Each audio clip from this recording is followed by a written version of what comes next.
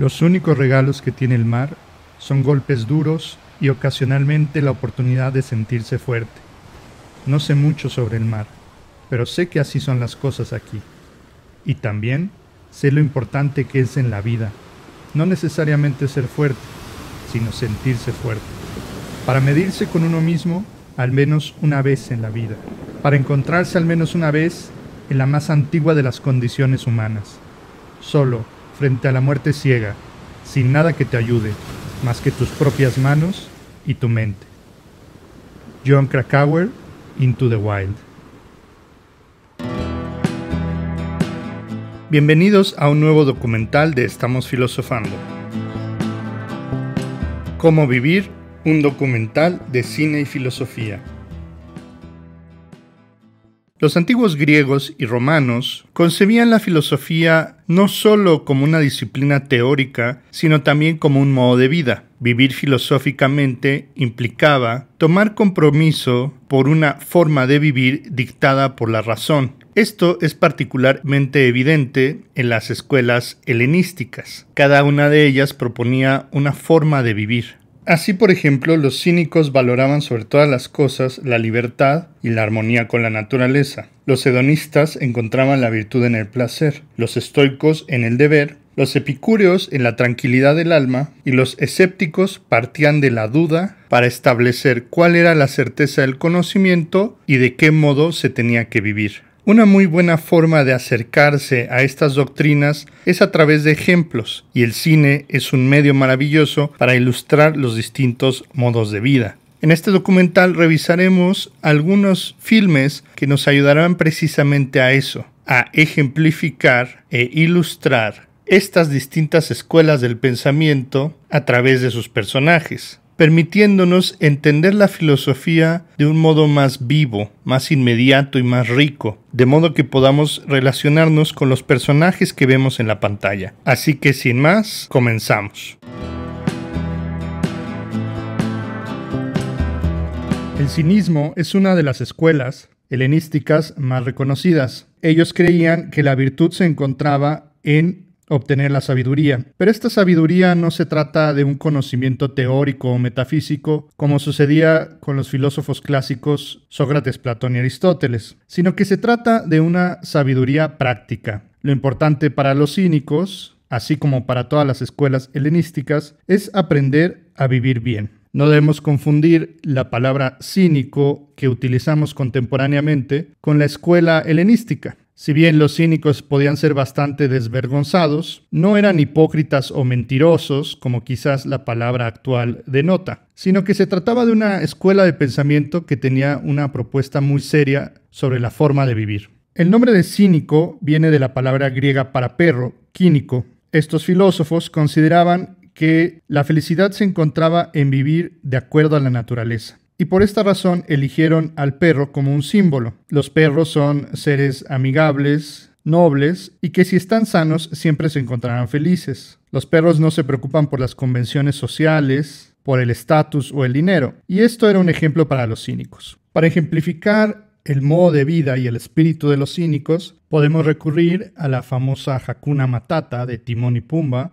en El Rey León, o a lo más vital del oso Balú en El Libro de la Selva. Pero especialmente me gustaría aludir al filme Into the Wild, que en español se presentó en algunos países como Caminos Salvajes, del 2007. Dirigida por Sean Penn, esta película relata la vida de Christopher McCandless. Se trata de un joven americano que, al graduarse de la universidad, decide emprender un viaje para conocerse a sí mismo, pero sobre todo para vivir de acuerdo a sus principios. La forma de vida que escoja McCandless es muy similar a la que hubieran escogido los cínicos, y podemos entenderlo como una suerte de cínico moderno. Lo primero que busca McCandless es vivir de acuerdo a la naturaleza, y por eso se retira a regiones salvajes e inhóspitas. Solamente así puede encontrar la libertad. Quizás este concepto de libertad sea el más importante para los cínicos, que se expresaba en al menos tres formas, como la eleuteria, que consistía en la libertad absoluta, sin que el cínico estuviera limitado por nada ni por nadie, la autarquía, que entendemos como la autosuficiencia o el gobierno de sí mismo, y la parresía, o la libertad de palabra. Los cínicos eran conocidos por decir todo lo que se les venía a la mente. Así, los cínicos buscaban ser libres en todas las formas posibles. La verdadera sabiduría, por tanto, no se trataba de un conocimiento abstracto. Los cínicos despreciaban la metafísica, las ciencias, la matemática y todo aquello que no les sirviera para vivir mejor de forma absolutamente práctica. También despreciaban todas las necesidades falsas creadas por la sociedad. El confort, el reconocimiento, la fama, el dinero, incluso las relaciones interpersonales eran algo que los cínicos debían de renunciar y desprenderse para encontrar la verdadera libertad. Por esta razón, realizaban prácticas ascéticas para liberarse de las influencias de la sociedad. Los cínicos eran reconocidos por resistir al ambiente, al frío, al calor, al hambre, y buscaban no depender ni de nada ni de nadie. También los cínicos eran especialmente desvergonzados e imprudentes, buscando así mostrar las arbitrariedades de las normas sociales. La película, Christopher se aleja de todos los bienes materiales e incluso de sus relaciones personales más cercanas, pues piensa que solamente así puede encontrar la felicidad y la libertad que tanto anhela. Se trata de un filme reflexivo y muy espiritual, y aunque no hay referencias claras a los cínicos, me parece que esta película logra retratar muy bien cómo sería la vida de un cínico en nuestra vida moderna, con la única diferencia que los cínicos preferían vivir en las ciudades, para servir de ejemplo moral a los demás. Sin embargo, ellos tampoco tenían ningún problema con vivir en medio de la naturaleza. Christopher, como los cínicos, se aleja de la sociedad para encontrarse a sí mismo y buscar una vida más auténtica y más real. Quizás sus decisiones y su estilo de vida puedan resultarnos muy extremos. Sin embargo, Christopher y los cínicos nos enseñan que muchas cosas que nosotros consideramos cotidianamente muy importantes, quizás no lo sean tanto, y que hay, por tanto, una forma más verdadera y más auténtica de vivir, de acuerdo a la naturaleza, dominando nuestras propias pasiones e impulsos, y aceptando que nosotros también somos seres naturales, y que muchas de las creaciones de la sociedad son realmente ilusorias y que muchas veces no aportan demasiado a nuestra felicidad personal como lo haría la sabiduría de vivir en armonía con la naturaleza.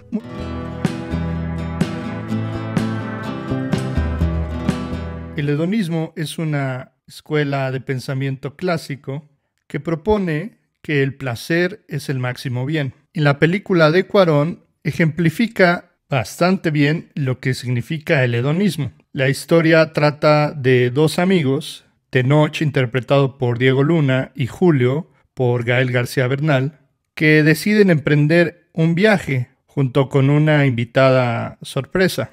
Se trata de Luisa, prima política de Tenoch, interpretada por Maribel Verdú. Esta historia de viaje, o road trip como se le llama en inglés, muestra el estilo de vida de dos amigos en plena adolescencia. Las mayores preocupaciones de estos amigos parecen ser el alcohol, las drogas y, por supuesto, las mujeres. Los autodenominados charolastras dedican su tiempo a perseguir estos placeres, sin pensar demasiado en las consecuencias. Como dice Aristóteles, la búsqueda del placer es algo típico entre los jóvenes, ávidos de nuevas experiencias, siempre en busca de la mayor satisfacción posible. Muy característico del estilo de Cuarón en películas como Children of Men y Roma, el fondo o background se convierte en un importante protagonista. Y observamos así dos planos simultáneos. Por un lado, la vida y aventuras de estos dos amigos, y por otro, la compleja situación económica, política y social de México por aquellos años. Esto ejemplifica una característica propia del hedonismo, que se encuentra solo concentrada en sus propios gustos e intereses, en un individualismo recalcitrante. Así, el hedonista es bastante indiferente a la realidad social que le rodea, preocupándose solamente de realizar sus propios gustos. Los charolastras, como buenos hedonistas, pueden habitar en medio del mundo y al mismo tiempo estar completamente desconectados de él. Su actitud es indolente e indiferente hacia los demás, e incluso a veces podríamos decir que es algo cruel y ventajosa. No solo desinteresados de lo que le sucede a los demás, incluso son capaces de traicionar sus propios principios como amigos, velando cada uno por su propio placer. No obstante, si nos mantenemos en una posición de mera denuncia hacia el placer, estaremos haciendo una reducción bastante simplista de lo que es el hedonismo. El placer puede ocupar un lugar bastante importante en nuestras vidas, y hay momentos en el que puede ser incluso bastante edificante. Esto se muestra por la otra protagonista del filme, Luisa, perseguida por bastantes males a lo largo de su vida, como la orfandad, la infidelidad de su marido y una condición física y mental bastante precaria. Ella decide unirse al viaje de los amigos charolastras, accediendo a sus demandas hedonistas.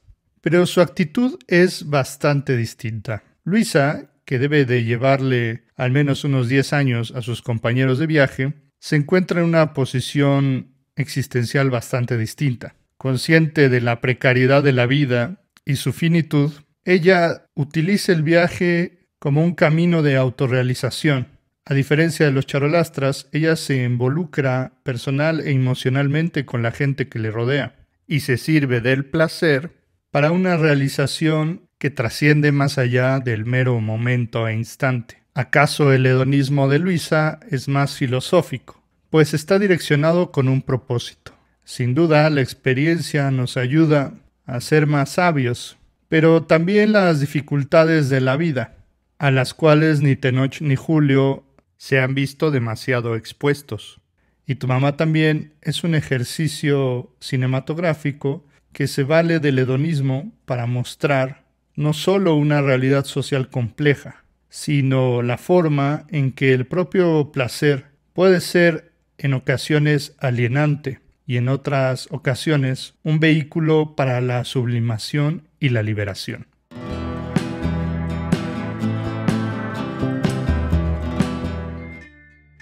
No te confundas. Todo acontece según la naturaleza del conjunto universal, y dentro de poco tiempo no serás nadie en ninguna parte, como tampoco son nadie Adriano ni Augusto. Entonces, con los ojos fijos en tu tarea, indaga bien, y teniendo presente que tu deber es ser un hombre de bien y lo que exige la naturaleza del hombre, cúmplelo sin desviarte, y del modo que te parezca más justo, con benevolencia, modestia y sin hipocresía.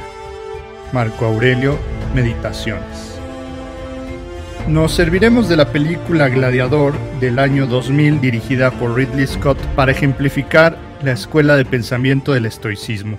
Nos sirve para situarnos en la época de la Roma imperial, momento en el que el estoicismo estaba en su mayor apogeo. Nos ubicamos durante el reinado del emperador Marco Aurelio, el emperador filósofo precisamente estoico. Su obra es un testamento de las reflexiones que alcanzaron esta escuela y cómo la filosofía podía involucrarse en la vida pública de los hombres de aquella época. Tenemos algunas escenas donde Marco Aurelio habla un poco de filosofía y le instruye a su hijo Cómodo, interpretado por el ahora célebre Joaquín Phoenix, sobre las virtudes cardinales. Los valores del estoicismo influyeron fuertemente el pensamiento del Imperio Romano. Los romanos, a diferencia de los griegos, eran un pueblo que ponían los asuntos prácticos sobre la teoría. Ellos admiraban la administración, el gobierno, las obras civiles, la arquitectura que estuviera diseñada al servicio público, como las carreteras, los baños, los acueductos, los caminos, las calles, y todo lo que posibilitara el funcionamiento del imperio. El pueblo romano era altamente disciplinado y que se había encomendado la labor de civilizar a todo el mundo. Para los romanos, su conquista era casi un acto de piedad, ya que pensaban que lo mejor que podían hacer otros pueblos era someterse y vivir bajo los principios públicos y racionales con los que ellos se gobernaban. Todo esto se ve reflejado en la película, en el modo en el que se conduce el ejército, el senado e incluso las decisiones políticas, a veces pragmáticas. El personaje principal de la película es Máximo Décimo Meridio, interpretado por Russell Crowe, que sin duda encarna varias de las virtudes de los estoicos: la fuerza, el honor, el coraje, el valor, la lealtad e incluso un tipo de piedad que los estoicos recomendaban practicar. La pietas romana se trataba de una devoción por todos los deberes consanguíneos y legales a los cuales los hombres estaban atados y que debían seguir con una fidelidad absoluta. Esta piedad debía realizarse respecto a las labores del Estado, en el caso de Máximo con el ejército, y respecto a la familia, en su caso su mujer y su hijo. Algunos han postulado a Máximo como un ejemplo de virtud estoica. Sin embargo, uno de los especialistas más reconocidos en estoicismo, el filósofo inglés John Sellars, argumenta que más bien es Próximo, el maestro de la cuadrilla de los gladiadores, interpretado por Oliver Reed, quien debería ser considerado verdaderamente como el personaje estoico. A Máximo lo mueve una sed de venganza, afligido por el pasado y por el despecho y el dolor de la muerte de sus familiares. Los estoicos nunca aconsejarían seguir a las pasiones y censurarían a alguien que se moviera por la venganza. En cambio, el estoico seguiría luchando para cumplir la virtud de la mejor forma, pero deshaciéndose de todos esos sentimientos que pudieran alterar su tranquilidad y su capacidad de juicio. Por ello, el cumplimiento de la venganza no sería propiamente una virtud estoica. En cambio, Próximo es un personaje que puede adaptarse a las situaciones y aceptar su destino. En algún momento fue un gladiador, luego se volvió líder de cuadrilla. Después se cuenta que el emperador Marco Aurelio prohibió los juegos gladiatoriales y se movió a la provincia, y ahora con esta nueva oportunidad es capaz de regresar a Roma. La adaptabilidad y la posibilidad de cambiar es una virtud recomendada por los estoicos, que debe ser asumida al mismo tiempo que se acepta el destino. Otra característica que hacen de Próximo un personaje estoico es que él no reniega de la muerte, no la alaba ni la busca, pero tampoco la deplora, la acepta como parte de la vida. Para él la muerte es demasiado cotidiana como jefe de cuadrilla gladiatorial, que no debe de perturbar el ánimo ni el carácter de la persona estoica. Los estoicos aceptan con tranquilidad el paso de la vida y la llegada de la muerte. Esto se ve reflejado en las palabras que él pronuncia en varias ocasiones. Sombra y polvo, una reflexión contemplativa, pero que también es activa, ya que muestra la rápida velocidad con la que se mueve la vida de los seres humanos y cómo todo puede terminar en un instante. Esta aceptación de la vida y de la muerte es también una característica sumamente estoica. Finalmente, el suicidio de Próximo también es algo que podríamos considerar bastante estoico. Como es sabido, los estoicos recibían la muerte o el suicidio incluso si las circunstancias lo ameritaban. En este caso, Próximo comete este acto de valentía, según los estoicos, para ayudar a su amigo Máximo.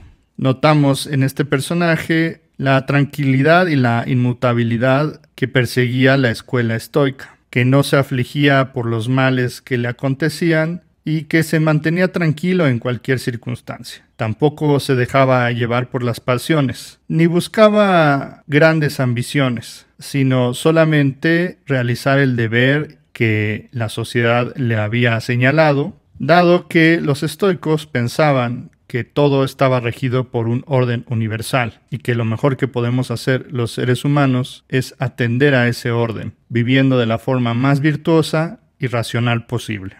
Las reflexiones de los estoicos son especialmente valiosas en tiempos de adversidad. Ellos nos recomiendan mantener la calma, seguir los principios racionales, comprender que todo en esta vida es pasajero, incluso los males. Los estoicos sabían que tiempos buenos siempre llegan después de la dificultad, que por eso los hombres no deben de temer. Lo mejor que pueden hacer es mantenerse impávidos, serenos y actuar conforme a la virtud, esto es, de un modo racional, sensato, siguiendo las instrucciones debidas recomendadas por el pensamiento, y confiando que si mantenemos el camino recto, ponemos todos los medios a nuestra disposición para que las cosas salgan mejor.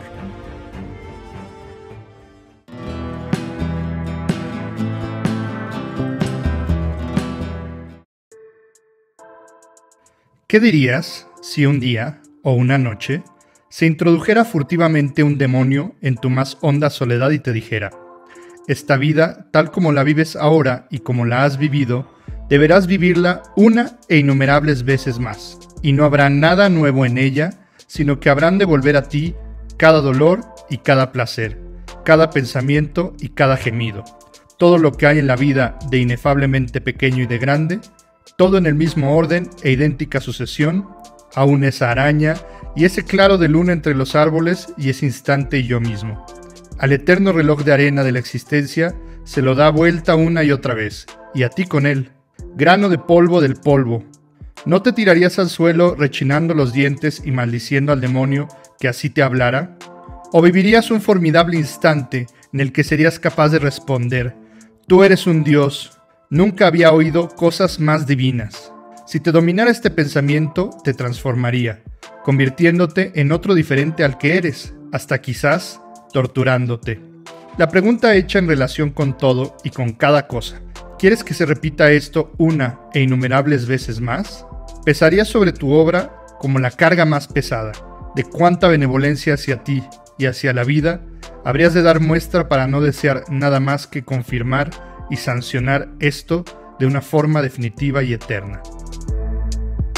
Friedrich Nietzsche, La Gaia Ciencia. El pensamiento de los estoicos fue increíblemente influyente en pensadores contemporáneos, particularmente en la obra del filósofo alemán Friedrich Nietzsche, quien retomó la idea de amor fati o amor al destino que habían propuesto los estoicos y lo planteó en su teoría del eterno retorno. El eterno retorno nietzscheano postula que la vida que vivimos se va a repetir innumerables veces. Esta misma vida que estamos viviendo la viviremos una eternidad. No hay principio ni fin, sino lo único que existe es esta vida que tenemos. Nietzsche se inspira en el pensamiento de Schopenhauer y a su vez del hinduismo y del budismo. Se trata de las ideas hindúes del samsara y la reencarnación, que sirven de inspiración para Nietzsche. Sin embargo, es importante decir que Nietzsche no tiene una agenda religiosa o cosmológica. Su idea no es decir que el mundo funciona de esta manera, sino que deberíamos interpretar esto más bien como un experimento mental. ¿Qué haríamos con nuestra vida si ésta se repitiera innumerables veces? La película de 1993, El Día de la Marmota o Groundhog Day, ejemplifica muy bien de lo que se trata El Eterno Retorno. Escrita por Danny Rubin y dirigida por uno de los cazafantasmas, Harold Ramis, y protagonizada por otro, Bill Murray, acompañado de Andy McDowell, esta película es un clásico y se encuentra ya incluida en el Registro Nacional de Filmes por su importancia cultural, histórica y estética. Phil Connors, es un reportero meteorológico que es enviado a Punxsutawney, Pensilvania, para reportar una tradición de esa región. Se trata del Día de la Marmota. Cada 2 de febrero, los pobladores se reúnen para observar si una marmota es capaz de observar su propia sombra. Según la leyenda, si la marmota logra ver su propia sombra, la primavera estará cerca, y si no, el invierno durará al menos 6 semanas más. Es una historia folclórica y a veces incluso anodina si tomamos la opinión del reportero Phil Connors, quien realmente no tiene muchas ganas de estar ahí. El tipo tiene una personalidad más bien pesada y no parece bien llevarse con sus colegas de trabajo ni con la gente que lo rodea. Sin embargo, de forma inexplicable, nuestro protagonista se ve atrapado en un ciclo de tiempo, obligado a vivir el mismo día 2 de febrero una y otra vez. Esta película es muy entretenida, pero no solo eso. Tiene un contenido filosófico indudable y es muy recomendable. A partir de este punto, habrá spoilers de la película, así que si no la has visto, te recomiendo que lo hagas y después vuelvas a ver este video. Esta película nunca explica el origen del ciclo temporal en el que se ve atrapado el personaje de Bill Murray. En ningún momento sale un dios, una maldición, un brujo, algún encantamiento ni nada por el estilo, sino que simplemente y sin mayor explicación, Phil Connors revive una y otra vez el mismo día. Aquí la importancia radica en la actitud que va a tomar nuestro protagonista respecto a este problema, y su premisa tiene una fuerte carga existencial. ¿Qué haríamos cada uno de nosotros si estuviéramos obligados a vivir el mismo día una y otra vez? Como lo muestra la película, esto tiene sus ventajas y sus desventajas. Phil Connors se vuelve un experto en el Día de la Marmota y en todos los acontecimientos y las personas que viven en este pequeño pueblo de Punxsutawney, Pensilvania. Memoriza todos los nombres, todos los eventos, y esto le sirve para sacar partido de la situación, logrando conquistar con facilidad a una de las chicas del pueblo o hacer cualquier cosa que se le antoje sin ninguna repercusión, ya que al día siguiente todo vuelve a la normalidad del día 2 de febrero. Pero al mismo tiempo hay un increíble tedio e incluso angustia existencial, pues aunque intente matarse una y otra vez, él vuelve a despertar a la misma hora, en el mismo lugar, en su hotel. Phil Connors se vuelve inmortal, pero un inmortal que está atrapado en un mismo día y en un mismo lugar. Connors no puede salir de ese pequeño pueblo y está atrapado no solo temporal, sino también espacialmente, debido a una tormenta que paradójicamente él mismo no pudo predecir. La película nos obliga a preguntarnos qué haríamos en su lugar, cómo actuaríamos, qué cosas buenas o malas haríamos con nuestra nueva vida. La curva dramática descrita por la película, aunque manejada de forma cómica, es muy profunda. Primero, Phil se encuentra con preocupación, incomodidad, confusión,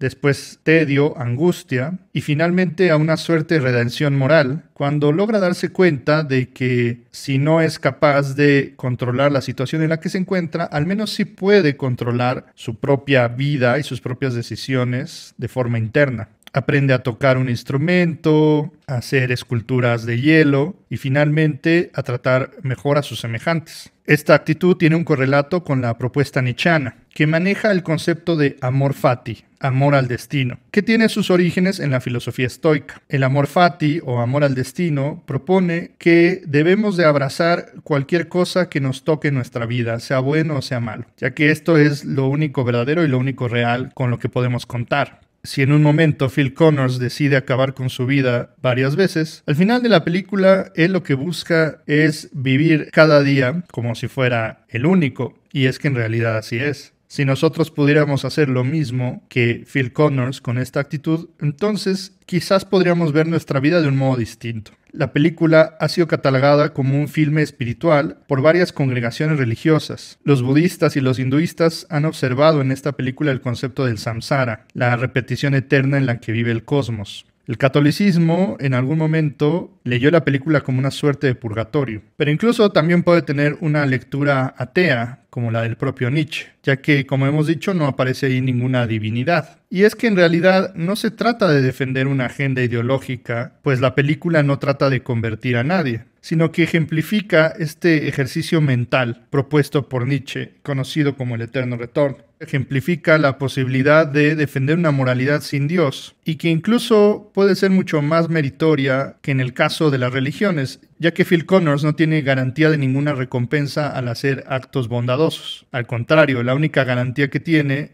es que posiblemente el día 2 de febrero se va a repetir nuevamente. No obstante, de lo diferente que puede ser una ideología religiosa de una atea, ambas coinciden en esta película al proponer que la vida puede tener un sentido diferente si cada día es vivido como si fuera el único. Como lo muestra la película, no hace falta esperar a un más allá para una redención o un castigo. Esta misma vida puede ser el cielo o el infierno. Sin proponérselo, el filme termina siendo una propuesta ecuménica que muestra el valor intrínseco de la moralidad. Estamos acostumbrados a asociar la moralidad con una recompensa y un castigo que viene de fuera. Esto no sucede en esta película. Los actos buenos o malos de Phil Connors no trascienden de ningún modo, ya que al día siguiente todo vuelve a suceder. Así que el único valor que tienen estos actos se encuentra en sí mismos. al ayudar a alguien no va a haber una recompensa o un castigo, sino que la misma acción ya constituye esa recompensa o ese castigo. Por si fuera poco, también hay una escena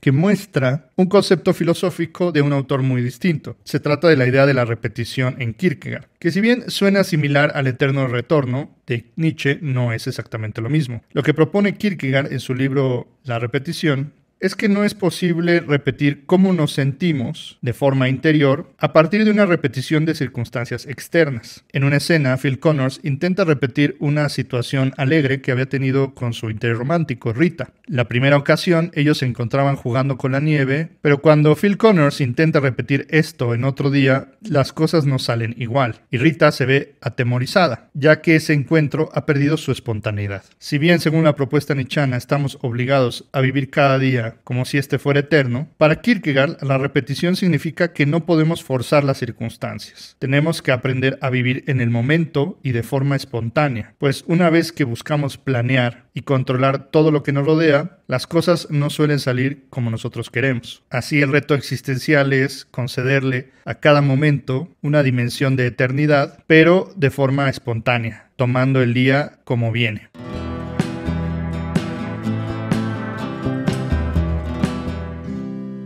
Hemos nacido una sola vez. 2 veces nacer es imposible. Y es necesario no existir más durante la eternidad. Tú, no siendo amo del mañana, aplazas el deleite, pero la vida pasa en la espera, y cada uno de nosotros muere atareado. Epicuro, Exhortaciones. Para ejemplificar el estilo de vida de los epicúreos, he elegido la película The Big Lebowski, traducida al español como El Gran Lebowski. Producida por los hermanos Coen y con un excelente reparto, con Jeff Bridges a la cabeza, John Goodman, Steve Buscemi, Tara Reid y Philip Seymour Hoffman, la película narra un pasaje en la vida de The Dude, apodo con el cual se llama a sí mismo Jeffrey Lebowski. The Dude es una forma en inglés de decir amigo, compañero, cuate, compadre, carnal, de forma coloquial y amistosa. El Dude es confundido con otro Lebowski, el Gran Lebowski, un millonario y filántropo dedicado a las empresas y a las buenas causas, que vive en una gran mansión y con una esposa mucho más joven que él. La película muestra cómo un grupo variado de personas está obsesionado con cosas que un epicúreo podría considerar superficiales. Lebowski con el dinero y el éxito, su hija Maud con la fama, la esposa Bonnie con los placeres desenfrenados y otros personajes como Jackie Treehorn o el policía con el poder. Si cada uno de estos personajes tiene motivaciones impuestas por la sociedad, al Dude parecen importarle muy pocas cosas. Él vive una vida tranquila, siendo soltero, desempleado, sin esposa ni hijos.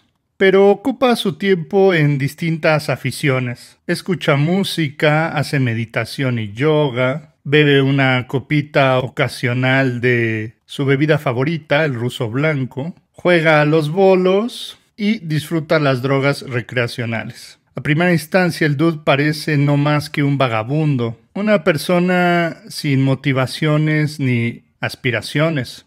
Sin embargo, a lo largo de la película observamos que mientras otras personas emplean su tiempo y sus esfuerzos en lograr empresas y cometidos en un futuro distante que solo tienen valoración y reconocimiento gracias a la sociedad, el Dude más bien parece disfrutar del momento. Toda película necesita una motivación, o si no sería un espectáculo muy aburrido, sobre todo para una comedia. Y en el caso de Big Lebowski, la motivación del Dude es recuperar su alfombra, que decoraba y adornaba muy bien el cuarto. Esto lleva a una serie de acontecimientos que nos llevan a explorar más la reacción del Dude ante situaciones extremas. Resulta paradójico que al principio de la película él mismo da con la solución del misterio de la desaparición de la esposa del millonario Lebowski. Y si acaso su alma se ve perturbada a contraindicación de lo que dictan los epicúreos, es precisamente porque no hizo caso a su propio consejo. Resulta paradójico que en algunas ocasiones en nuestras vidas lo más fácil y lo más conveniente resulta simplemente no hacer nada, aceptar la situación, verla con los mejores ojos posibles y disfrutar tanto como sea posible de las circunstancias. Si el dude no está demasiado preocupado por una riqueza material, observamos que tiene una buena riqueza espiritual. Pues el dude goza de buenos amigos, como dice Epicuro, de todos los bienes que se procura la sabiduría para la completa felicidad de la vida, el mayor es, con mucho, la conquista de la amistad.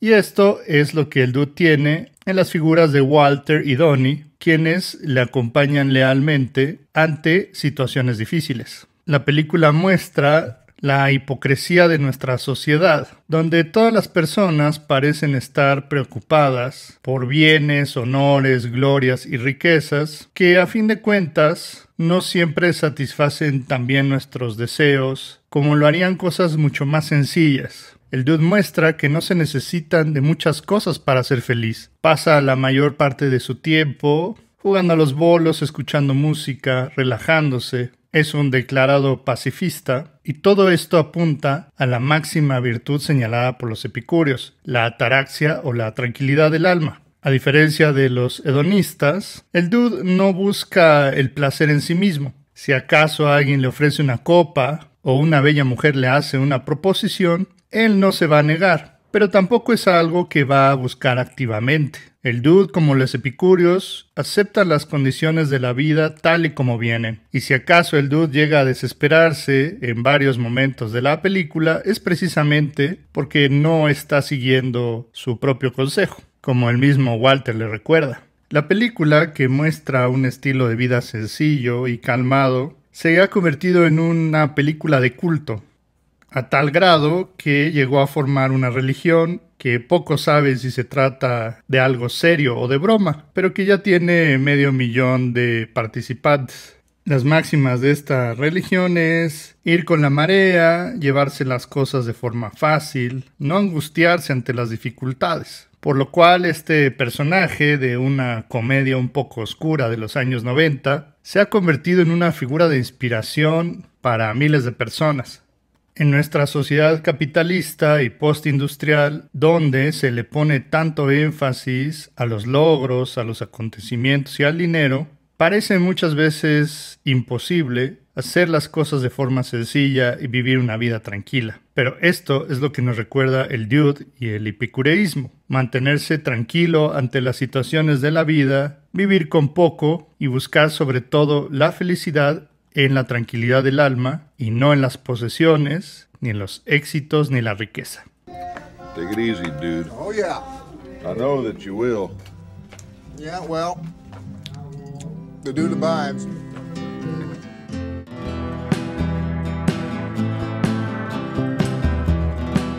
El día de hoy hablaremos de Matrix, la película de 1999 dirigida por las hermanas Wachowski, y nos serviremos de ella para ejemplificar lo que es el escepticismo antiguo.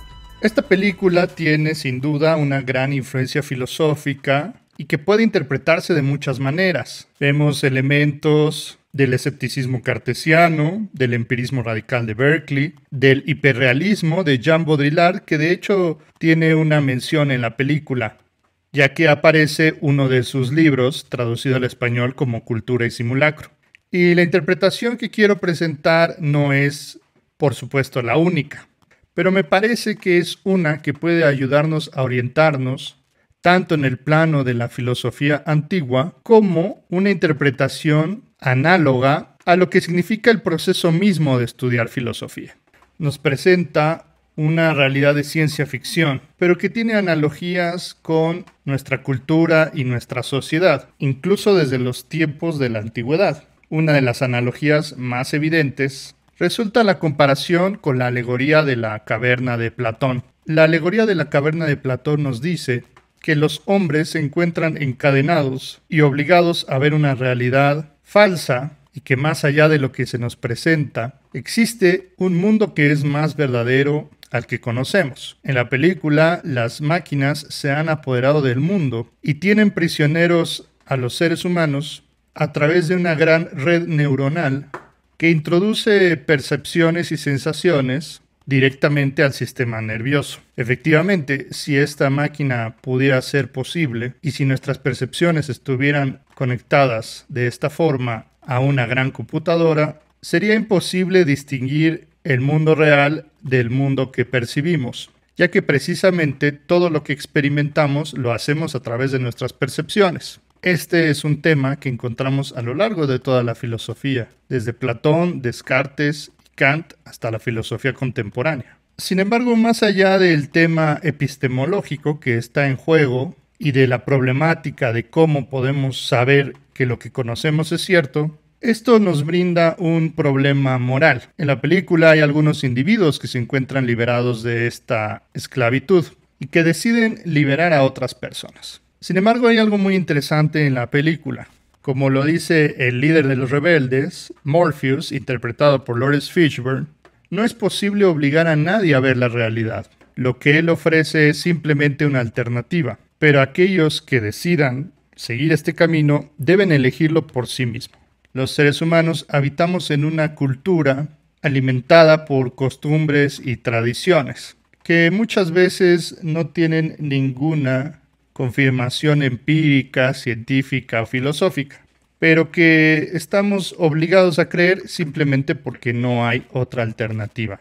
La filosofía es un camino similar al que propone Morpheus. No puede obligar a nadie a pensar de una forma distinta, pero pone las condiciones y los instrumentos para que quien así lo desee logre pensar por sí mismo. Si vamos a llegar a alguna conclusión o certeza acerca del mundo, la realidad o la sociedad, quizás no deberíamos hacerlo porque alguien más nos lo dijo, sino precisamente porque nosotros mismos lo descubrimos. De forma muy similar a lo que haría un maestro de filosofía, Morpheus invita a Neo, interpretado por Keanu Reeves, a ver el mundo de otra manera. Le da las condiciones para ver la realidad desde otra perspectiva, pero nunca puede obligarlo a hacerlo. Tiene que ser Neo el que tome esta decisión. Sin embargo, hay algo interesante en la película, y es que la palabra de Morpheus no es suficiente para una emancipación. Morpheus, aunque está liberado de la realidad presentada por las máquinas, podemos decir que es un fanático o quizás un dogmático, pues está completamente seguro y tiene la plena certeza de que Neo es el elegido.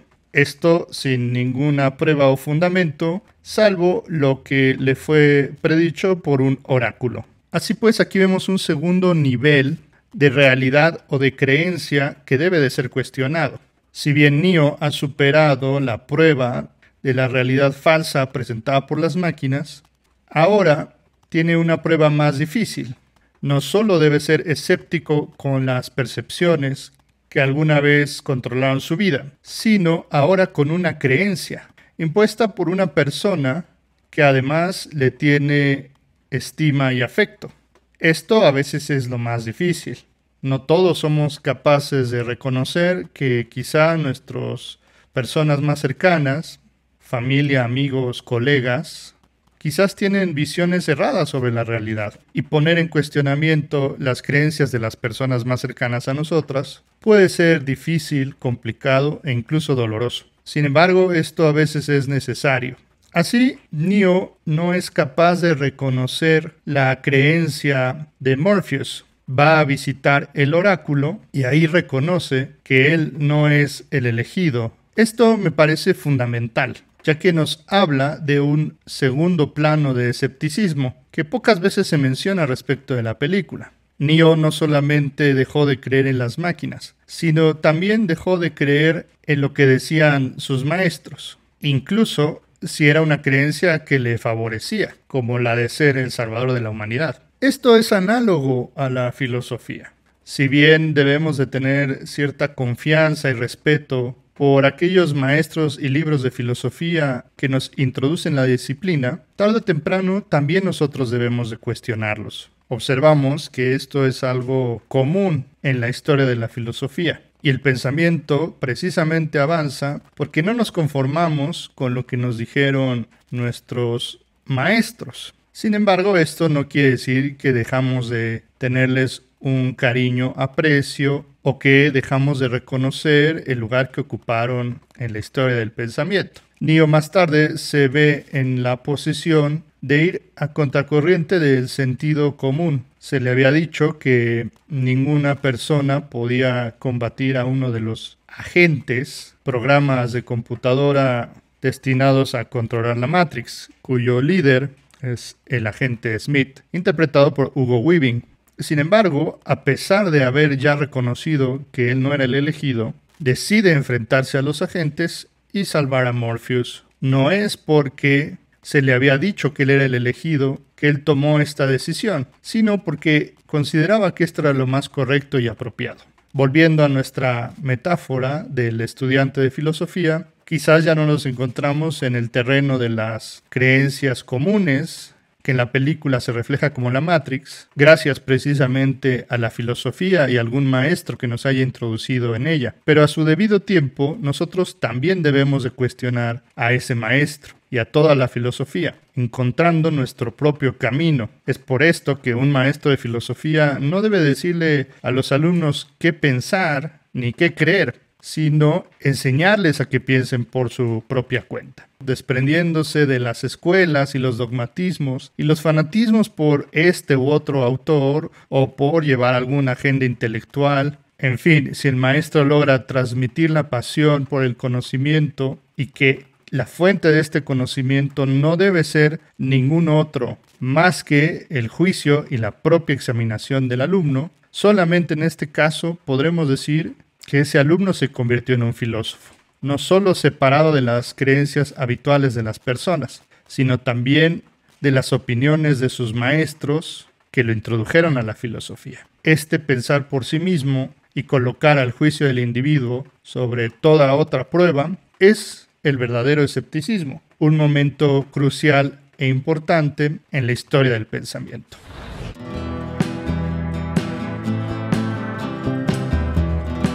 Este filme retrata la vida de dos familias. Los Kim, una familia de clase trabajadora que lucha para mantenerse con vida, ya que la subsistencia es muy difícil en el Seúl de Corea del Sur. Y la familia Park, que se trata de su inverso, una familia bien acomodada y que no tiene ninguna necesidad económica. La película relata cómo los Kim hacen todo lo posible por ascender socialmente. Y uso la palabra ascender de forma muy intencionada, ya que el filme está rodeado de alegorías visuales. La geografía y la arquitectura de una ciudad monstruosa como lo es Seúl en Corea del Sur relata esta historia también como lo hace el guión. El filme comienza desde el punto de vista de los Kim, que viven en una especie de sótano y que solo tienen acceso a una ventana, si podemos llamarlo así, aunque parece más bien una escotilla, que da a la calle, y las dificultades que esto tiene. Ruido, suciedad, falta de privacidad e incluso borrachos que humillan a la familia Kim haciendo sus necesidades en la vía pública.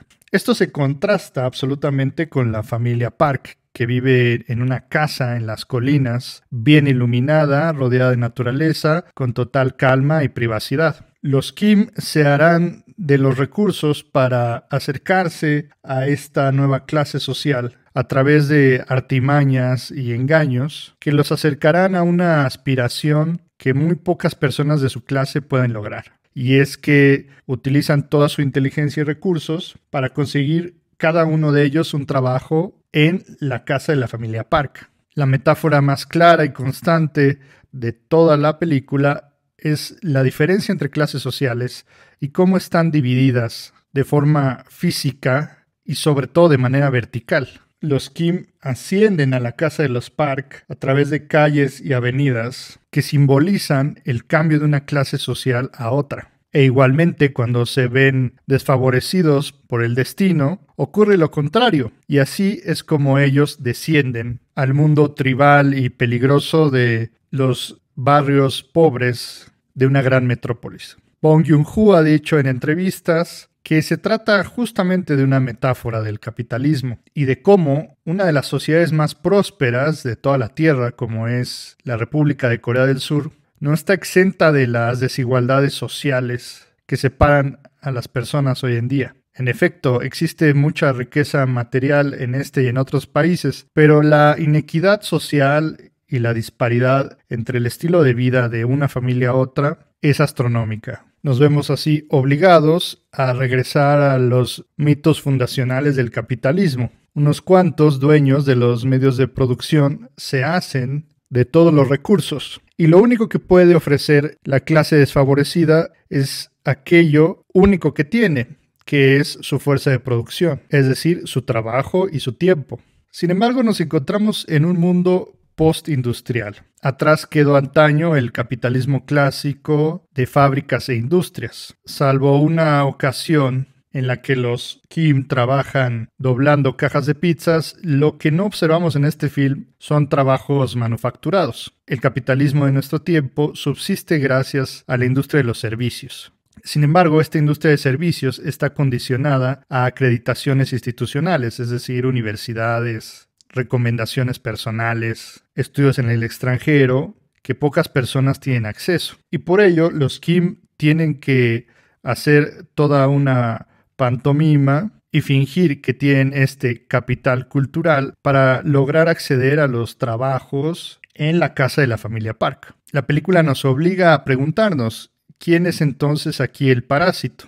En una primera instancia parece ser los Kim, y en otra parece ser la ama de llaves, quien también tiene una agenda personal en esta historia. ¿Acaso se trata también de los Park, que viven cómoda y despreocupadamente gracias al trabajo que realizan sus empleados con salarios muy pobres y trabajando de una forma mucho más extenuante que lo que haría, por ejemplo, la señora Park? Pero incluso podemos llevar esta lectura a un siguiente nivel. Pareciera que el capital es el que nos hace parásitos. Ya seamos ricos o pobres, todos dependemos de las otras personas. Sin embargo, hay unos parásitos que se benefician del trabajo de otros y hay otros que tienen que ser parásitos por obligación. Aquí notamos la célebre consigna de Marx. La infraestructura, es decir, las relaciones de producción, determinan la superestructura, es decir, la cultura y las costumbres. Y es que un comentario importante que nos hace la película es que los Park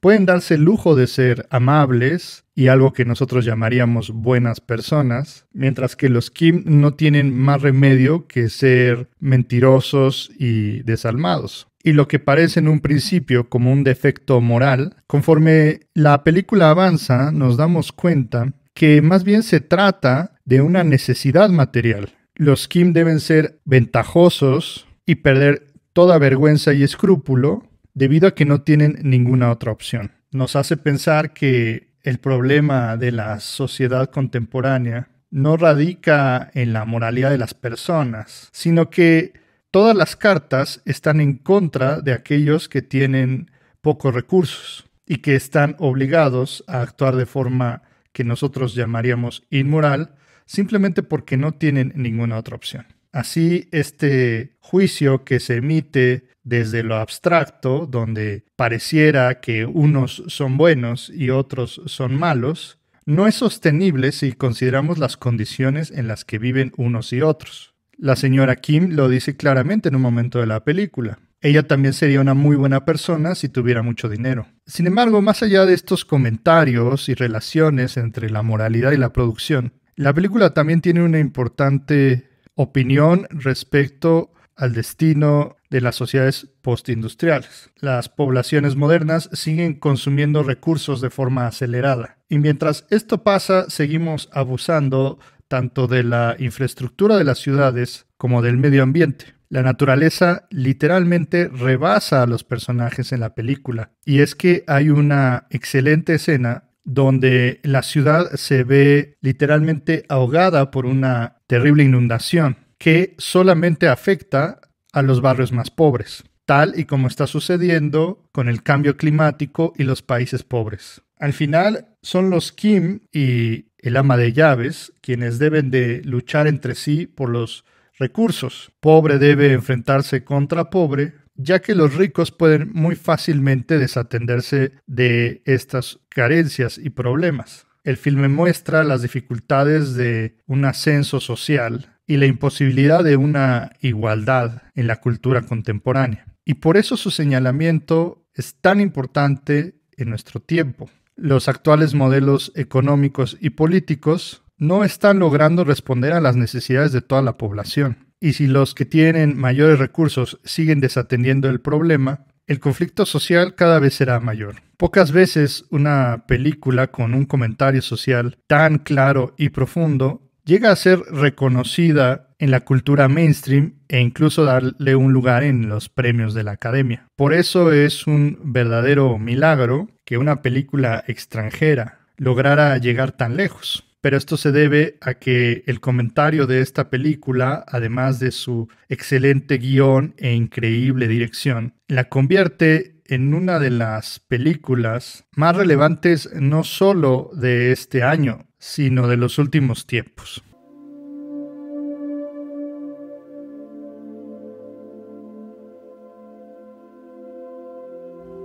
Quiero agradecer a todas las personas que hacen posible la realización de estos videos, a los suscriptores y especialmente a los patrones de este canal.